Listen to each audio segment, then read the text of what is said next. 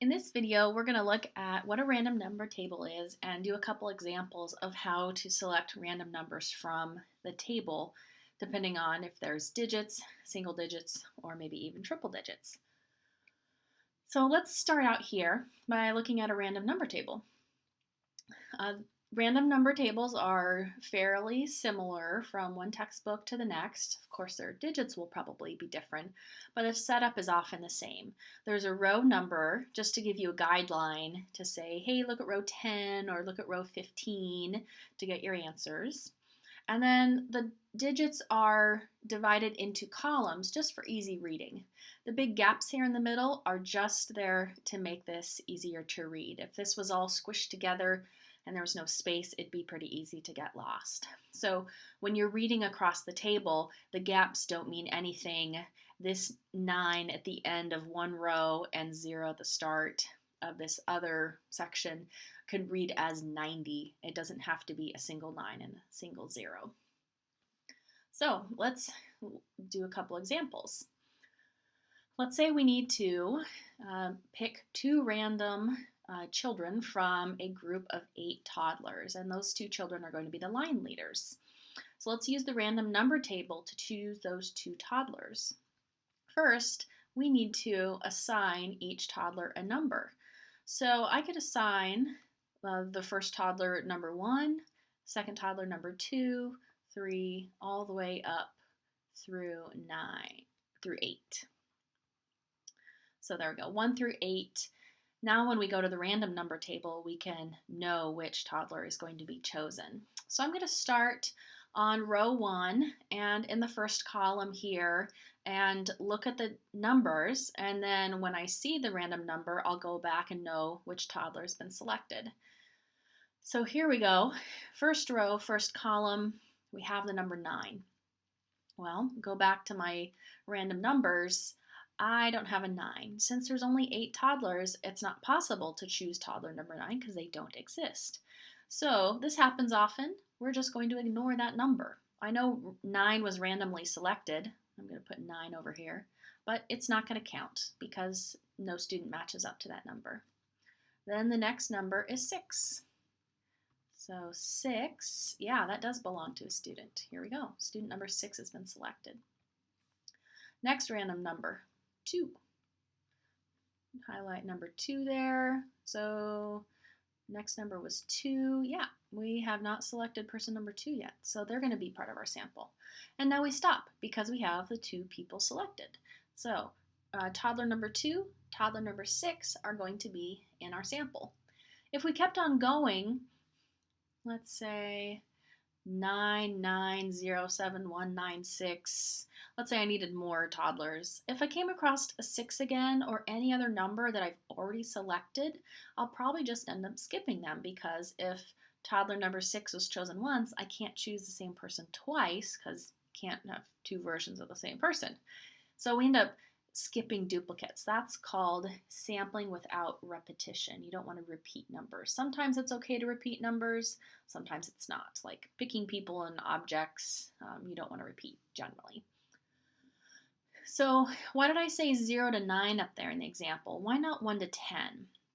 So I'm going to write out the digits 0 through 9.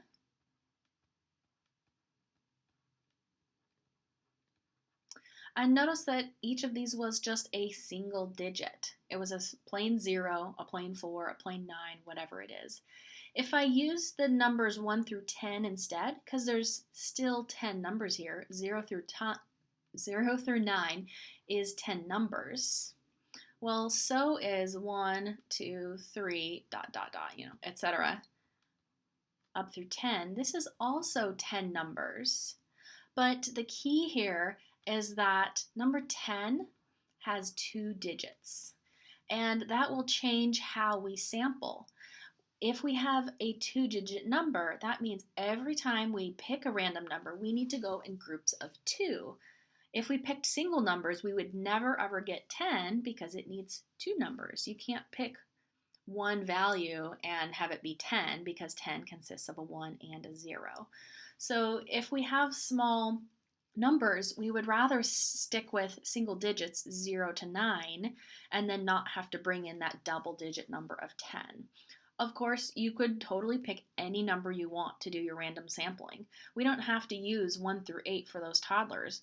We could choose 91 through 98 for our random numbers, and we would get a random sample.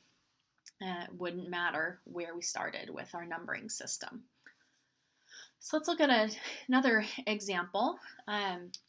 Let's choose random digits, but this time use 2-digit numbers. Now we have 32 students. 5 students are randomly selected to form a study group. Use a random number table to choose those 5 students. So with these 32 students, I could pick numbers, 1 through 32. But 1's a single digit, so we need to pretend it's a double digit.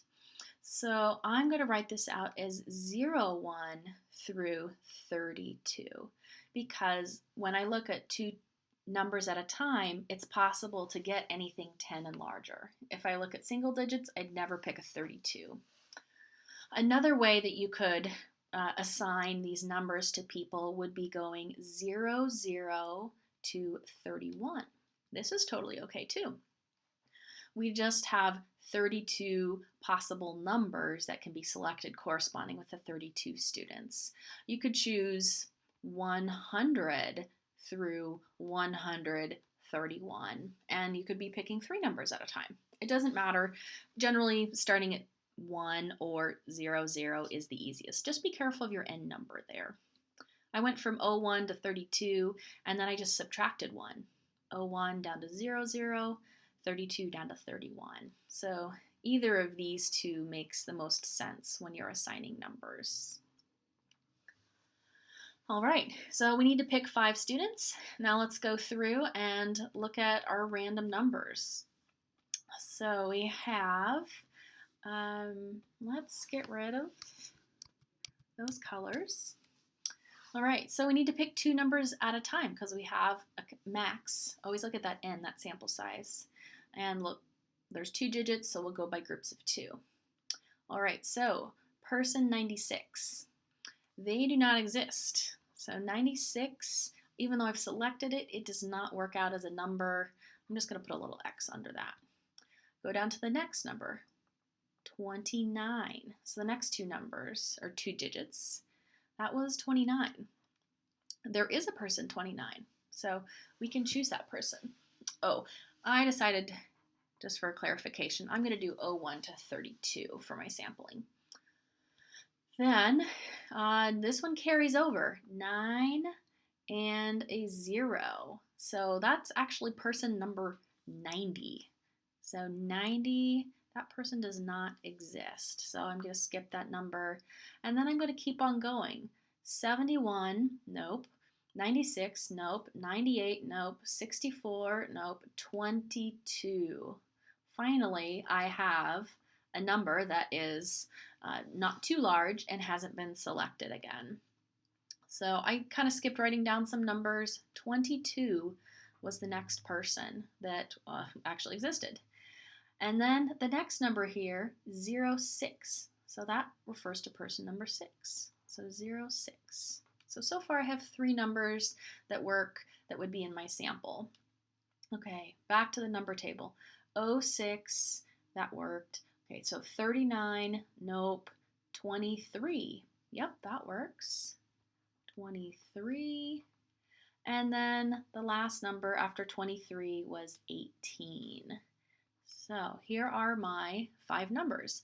Person number 29, 22, 06, 23, and 18 would be selected to form this study group. Now let's do one more example. We're going to have distinct groups. So we have a class of,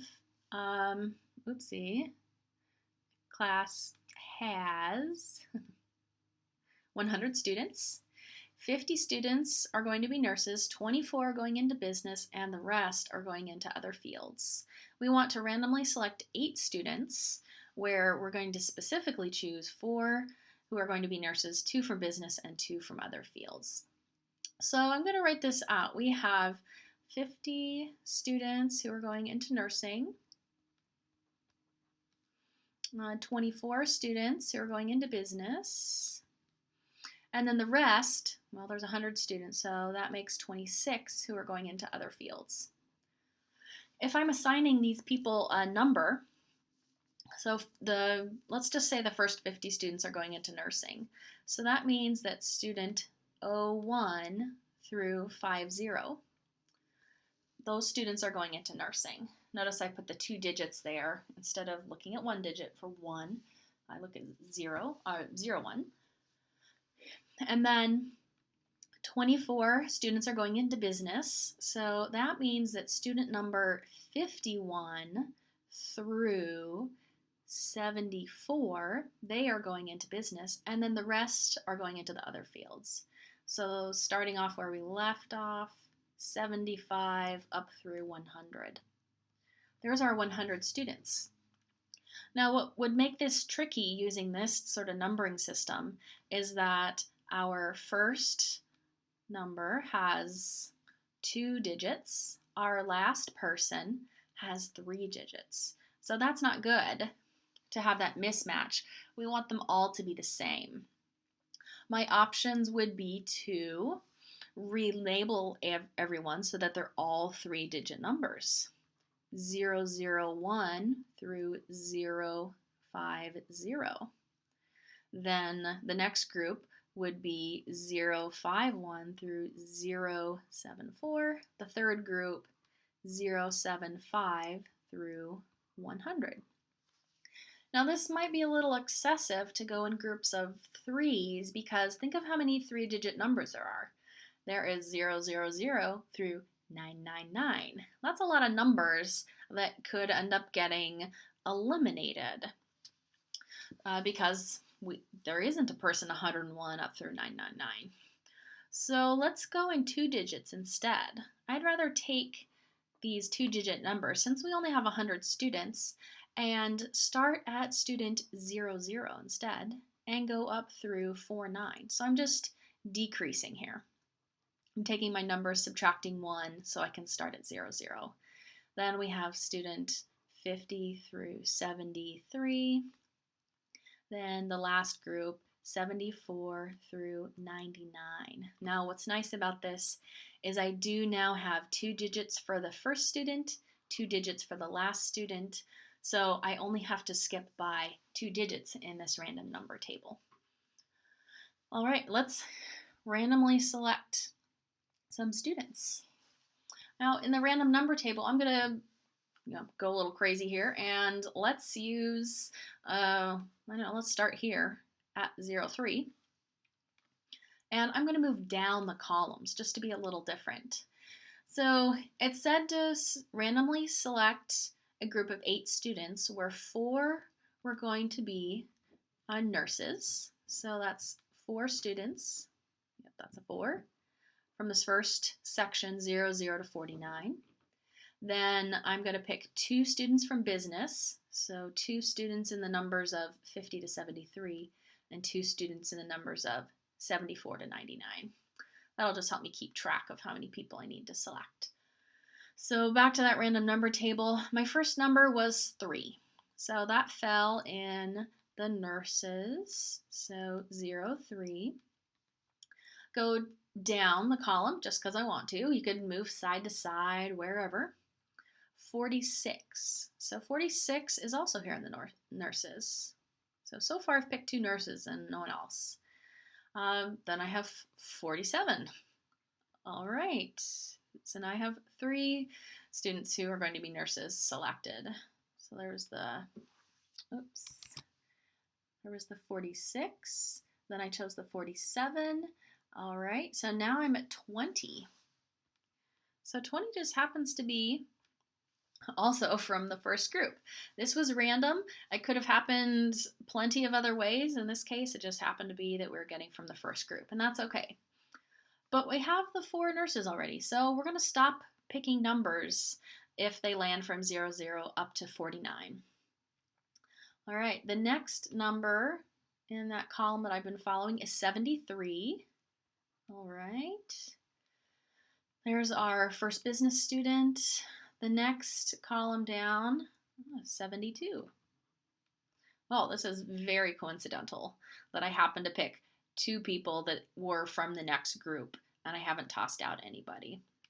Oh, well, finally here, we'll make this interesting. I have picked my two business students. I'm still picking random numbers. The next one is 3.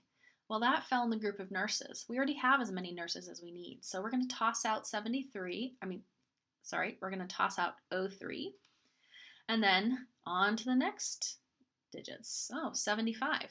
Okay, so into the last group, we're picking student 75. And last one is a 94. Now this example was almost a little too easy because we hardly had to skip any numbers. The only number we had to skip was 3, and very coincidentally we picked from the first group, and then it randomly selected from the second, and then from the third. Your problems normally wouldn't happen like that, but it's random. It's bound to happen at some point. So whichever way you go about it, we have some random numbers. If you had chosen to work off of row 14 solely, you'd get different students in your sample. Like you'd get student 87, and then student 73, and then student 60, and then 46, 66, and you keep on going until you met your required sample size for each of the groups.